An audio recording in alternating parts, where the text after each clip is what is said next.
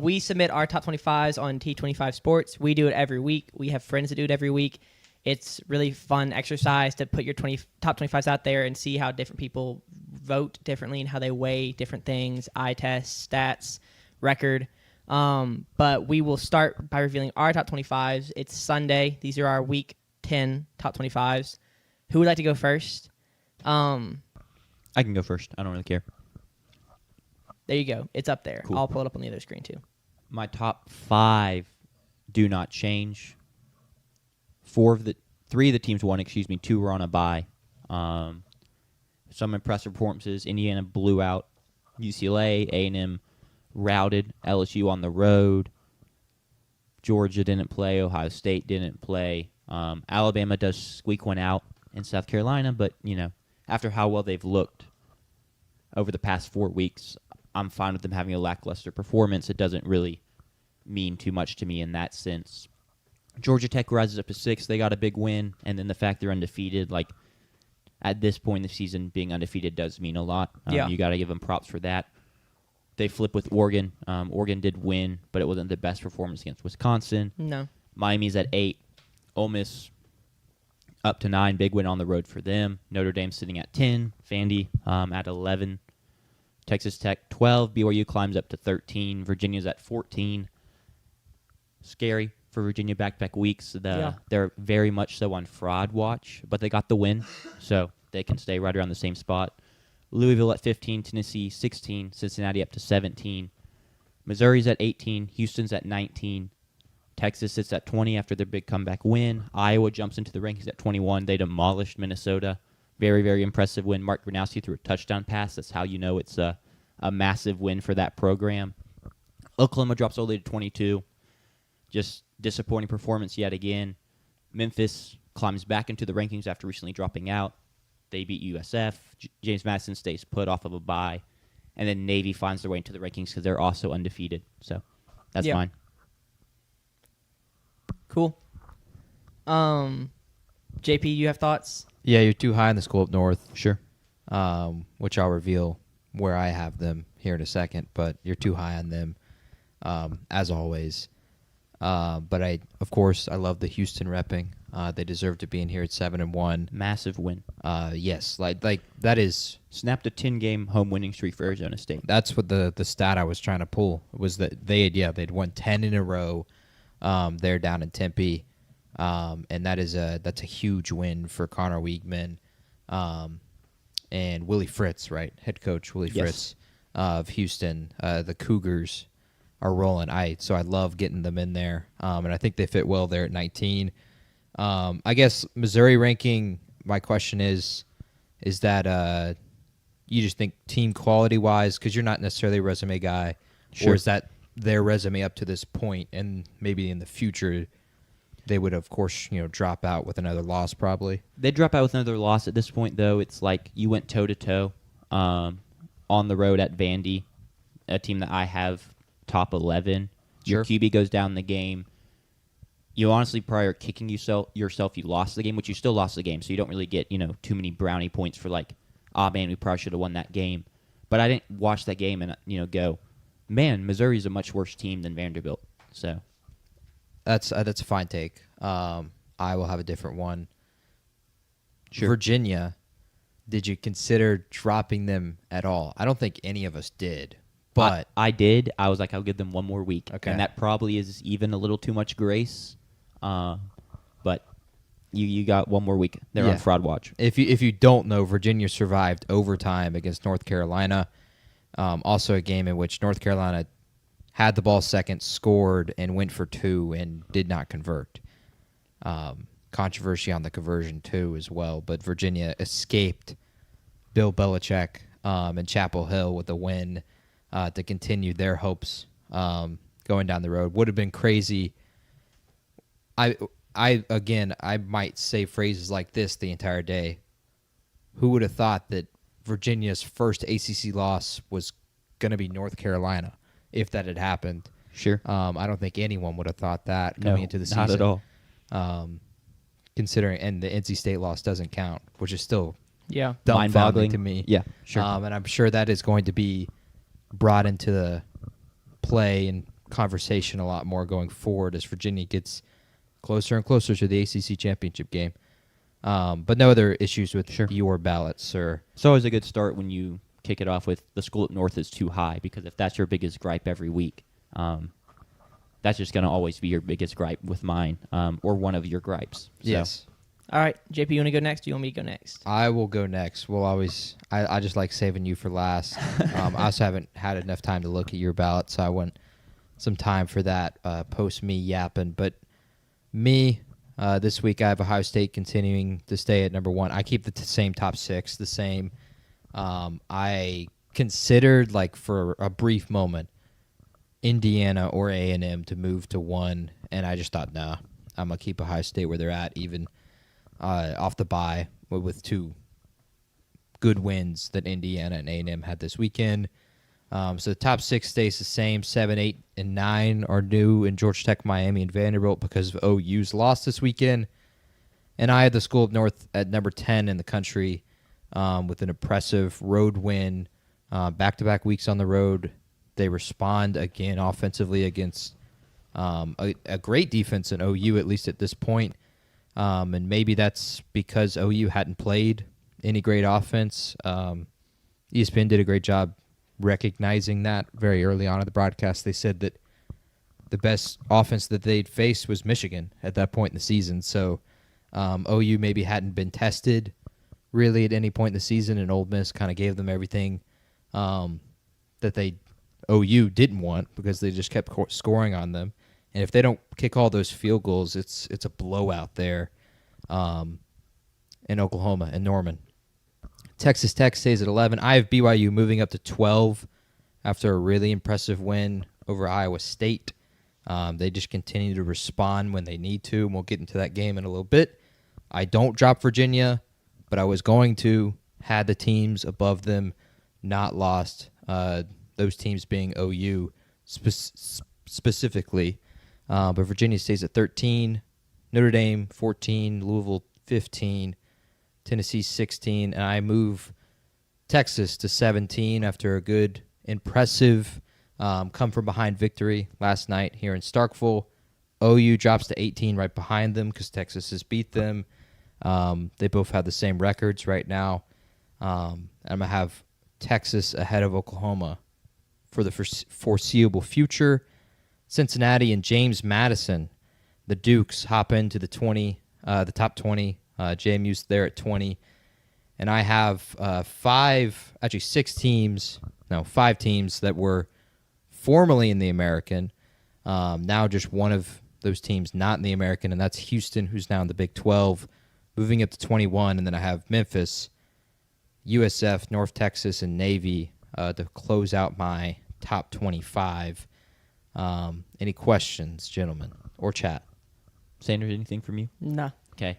I like the American cluster. It's just pretty fun. Yeah. And you have them, in my opinion, ordered correctly. Just looking at head-to-heads and then also just quality of teams. The Drew Messmaker game threw for over 600 yards. Good performance from him. Kind of just a crazy story still. I don't really have any huge gripes. I have Missouri in my top 20. You don't have them ranked at all. So, but we've already talked about that. Yeah. All right. What's up, Sven? Welcome in. You are correct, Sven. It was looking pretty dialed. I was thinking about that earlier today, Sven. I was like, oh man, he was right on it until Jeff Lebby went, and I don't know, MIA. All right, time for the best part of the show. One of my least favorite parts. I have to sit here and try and defend myself, and I'm not great at it sometimes, but here we go. My top 25. Indiana is still at number 1. I move A&M up to number 2 after a dominant win in Death Valley, something I was not expecting, JP was not expecting. We both picked LSU to cover. I thought, like, worst case for LSU, they would win a close, low-scoring game because their defense would be good enough, but they got blown out. I didn't watch the end of that game. I was taking down a tailgate, but Jack recounting the way, like, that stadium emptied out and the way the A&M fans were celebrating with LSU recruits who were there, insane. Ohio State drops to 3 after that A&M win. Alabama drops a spot to 4. Georgia's still there at 5. So my top 5 are the same 5 teams, but they move around a little bit. Miami's at 6. Vanderbilt moves up to 7 after beating Missouri. Georgia Tech drops a couple to 8. Texas Tech at 9. Oregon still is there at 10. BYU at 11. Ole Miss at 12. Virginia at 13. Louisville at 14. Cincinnati at 15. These are a bunch of teams that all moved up because of the Oklahoma loss, and then I think I can't remember. I think there's another team I had in my teens that lost. I don't remember off the top of my head. Actually, I could look over here and see it. It'd be Missouri. Yeah, it was a Missouri loss. Tennessee at 17. Michigan at 18. Texas jumps from unranked to 19th after, as JP mentioned it, an impressive come from behind victory. I think they had we had a 97.6% chance to win. 98.6. It was up there as far as the FPI or whatever it's called. So a very insane comeback that if you weren't a fan of Mississippi State, you would be like, wow, that's crazy. Oklahoma at 20.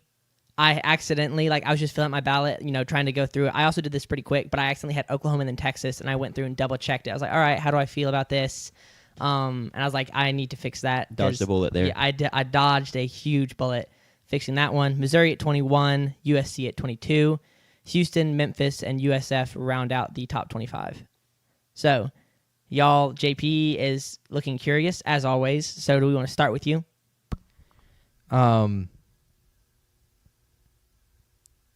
Does Oregon have a better resume than Ole Miss? It's close. And like I always talk about, the Penn State win. Is it close? It depends on how you look at the Penn State win. Yeah.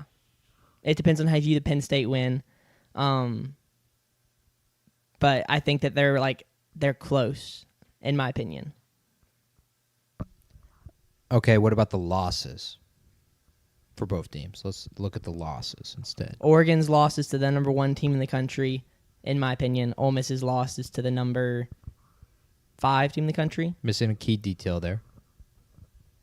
True. Oregon's was at home. Ole Miss was on the road.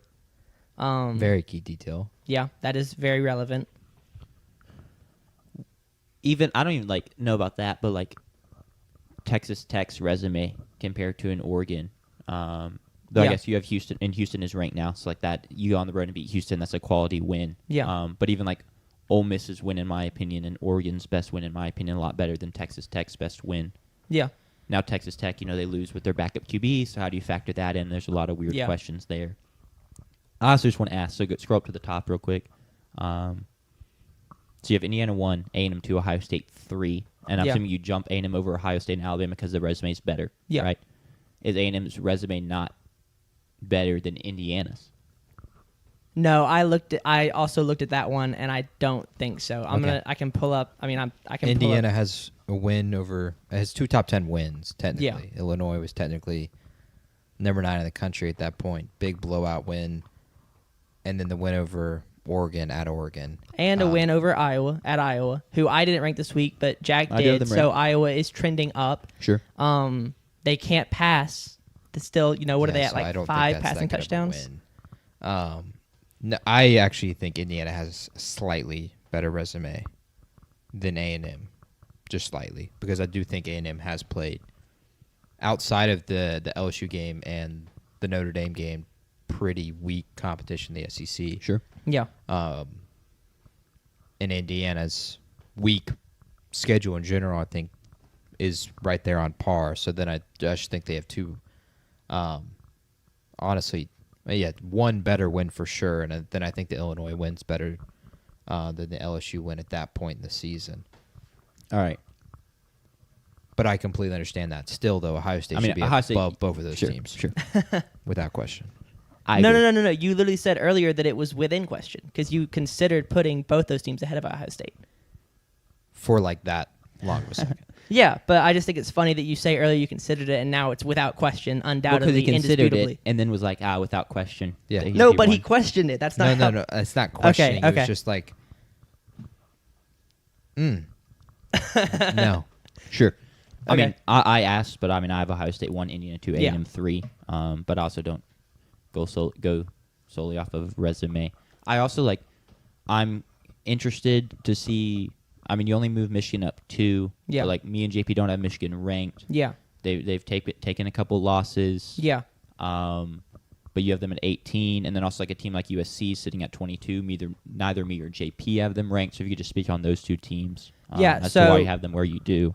Both of those teams are ranked. So they were ranked last week, and given how many teams I had lose, I struggled to really fill out the top 25. I wasn't happy with a lot of teams left, like at 26 through 30. So that's why those teams kind of remain ranked. I am happier with they dropped or they moved up because Missouri lost or because other teams lost, and so that's why they moved up. Cool. And then my only other thing is Texas jumps unranked to 19. Yeah. How impressive is really beating a winless team in the conference, barely on the road in overtime, to make them hop like that? Right. I think I had them moving up to like the 20, 21 range, but Oklahoma was right there, and I didn't feel comfortable having them behind Oklahoma. So they were right on the outside last week. Arizona State, LSU, Illinois all lose. Sure. So that's kind of an automatic, like you're going to be in the top 25. Oklahoma loses. It's going to be close. Then I was like, well, I have to have Texas ahead of Oklahoma, and Missouri just lost, so I'm going to have those two ahead of Missouri. Yeah. But just like Houston beat a ranked team, in your opinion, last week. Texas jumps them. Memphis beat a ranked team last week, in your opinion. Texas jumps them. And Texas's best win also gets worse by default. So yeah, but I mean, Houston, this is very down the ladder, but like Houston beat a team that we also beat, right? Sure. They beat Arizona State. We beat Arizona State. So like that's not head to head, but it is it's definitely not. No, because A equals B equals we talked C. about how hard it is to beat Arizona State at home, yeah. and Houston went and conquered that. Yeah. Do you want to address what Cromie's just said? Texas beat State barely after they threw the game up many spots. A&M beats same team by 30 and drops. What? Texas beat State. I'm not understanding. I think he's saying Texas barely beat State, and they were on the road. A&M shuts down State in Kyle and dropped after that performance because Alabama jumped them after that. Yeah, I think because Alabama played what, Missouri that week in Missouri? Yeah. Or was that was Vanderbilt? I think he's more just saying the State win is impressive enough for Texas to climb a bunch. But it's A&M beating them by almost 30 is not impressive, and so they drop. So Yeah, they can't hold their ground. I'm I'm explaining his logic. Yeah, yeah.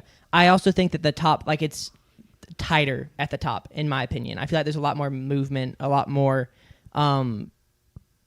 because so many teams have losses.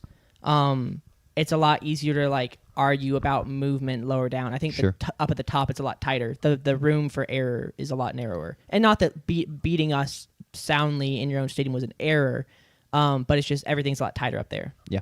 Well, A&M is now above Alabama, so you've amended past mistakes. I have nothing else. We're chill. All right, cool.